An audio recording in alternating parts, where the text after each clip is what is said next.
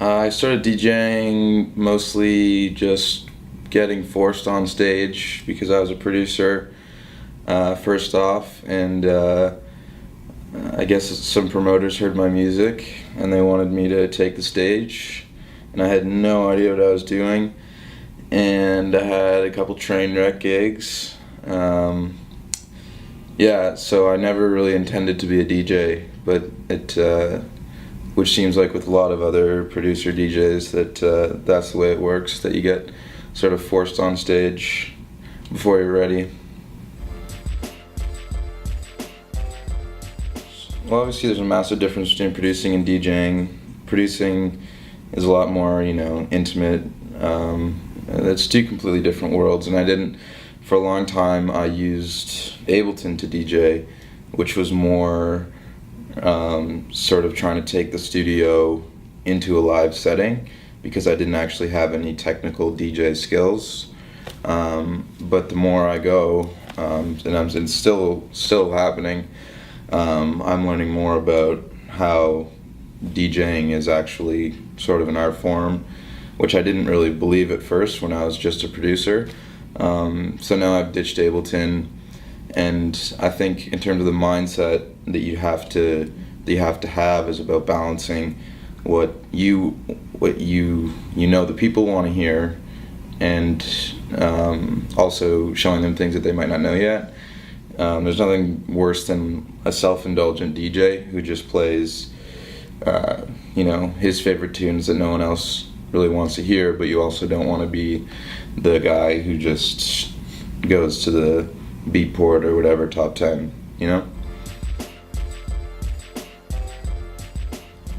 I mean, I haven't been really DJing for as long as a lot of guys have, so I don't think I have the best input on what it takes to be a respectable DJ. I can tell you what I respect about other DJs. I really respect putting songs in sets that people aren't expecting, like surprise tracks, which I try to do in most of my sets. I play dance music, but I'll put in a rock song from the 80s or a 90s hip hop song. So I really respect that. I definitely respect the guys who can scratch, like A-Track and all those guys.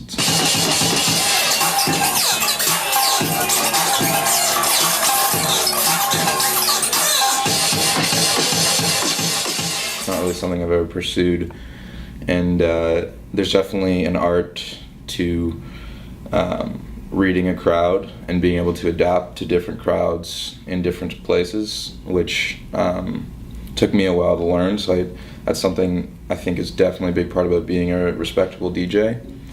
And also, in a more specific form, is being a good opening DJ, which I think when you're doing this series of interviews, you'll probably hear a lot of.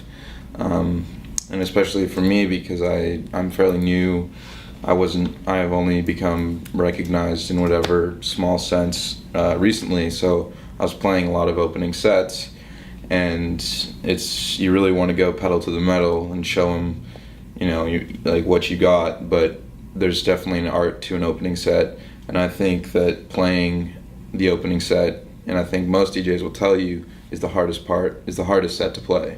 Because headlining, you can just go out there and people want to hear, and what they want to hear from you of your own songs, but opening is a lot more about selection and timing, and I think there's a lot more thought that you have to put into it.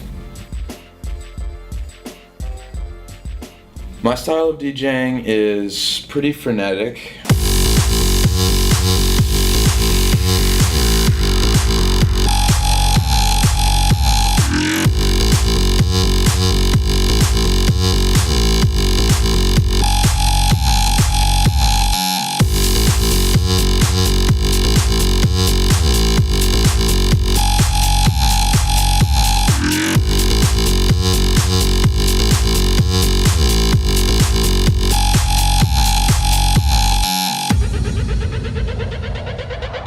I definitely like to mix fast.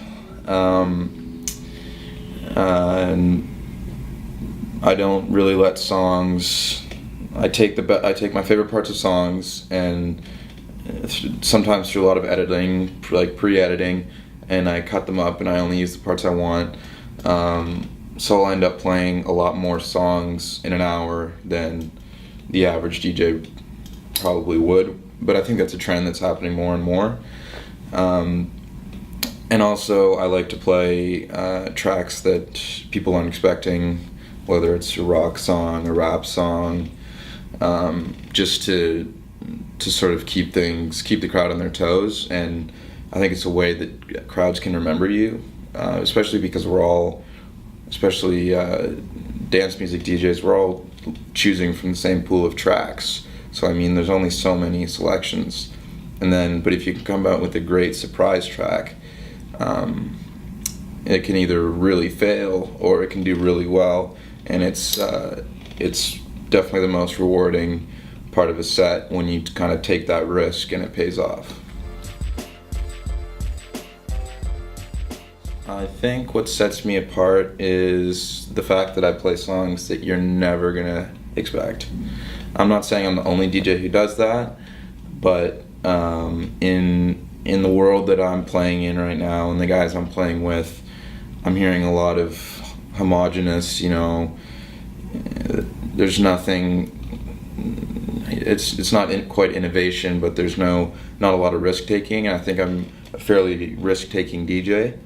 I'm not afraid to play something that is not a club track. It's not what the people there were expecting to hear. It's not necessarily even the music they like, but I'm hoping to sort of just shape them and say, I'm still here. It's easy to forget that the DJ's even up there because you're just hearing this constant loop of this, bangers or whatever, and then you say, it's kind of like a shake to the crowd, say, like, listen to me again, So I think that would be what would set me apart.